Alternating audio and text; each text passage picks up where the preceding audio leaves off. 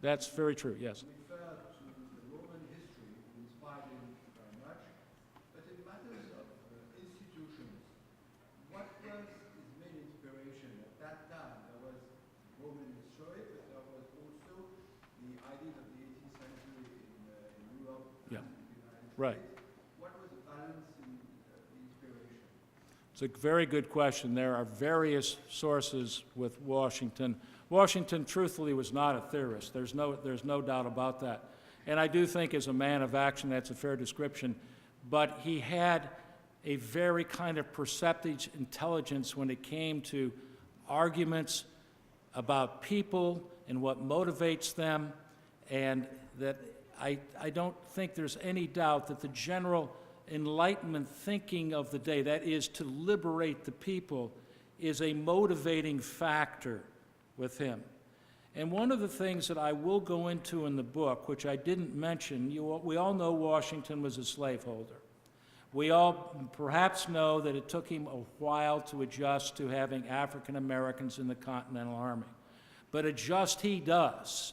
And that's again part of the Enlightenment. It's part of like, I know what this is about. I know what slavery is about. I've lived with it, not on the bad side, but I've lived with it, and I know that living in an enslaved condition, whether it's as a servant or as a peasant or a slave or an indentured servant or whatever it might be, is inappropriate and improper, and that there's something better out there for the common population. And I think that represents the spirit of the Enlightenment in him, if I could put it that way.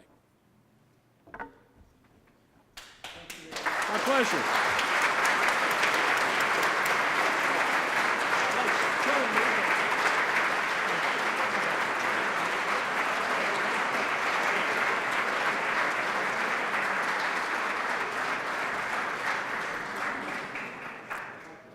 I think we all owe Scott Johnson and the History Committee a real tip of the hat for coming up with a marvelous George Rogers Clark lecture this year. Dr. Martin, we are deeply grateful for your comments and particularly for the ringing conclusion of your prepared remarks. Thank you so very much.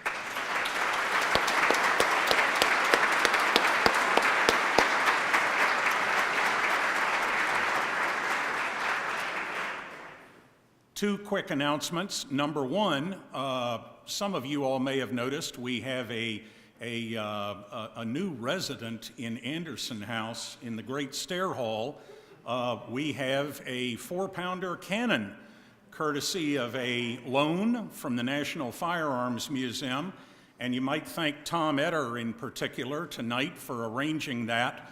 I believe Bill Cheshire, our marshal, is responsible for keeping order at meetings of the society. And so you'll notice the cannon is aimed down the hallway. So be particularly nice to Bill Cheshire this weekend. As most of you know, a little bit of logistics. We need to go upstairs for a bit. We're going to have cocktails in the Olmsted Gallery for 45 minutes or so that they can reconfigure the ballroom, and you can come back down and have a lovely buffet dinner. So once again, thank you, Dr. Martin, and let's go upstairs for a cocktail. Thank you all.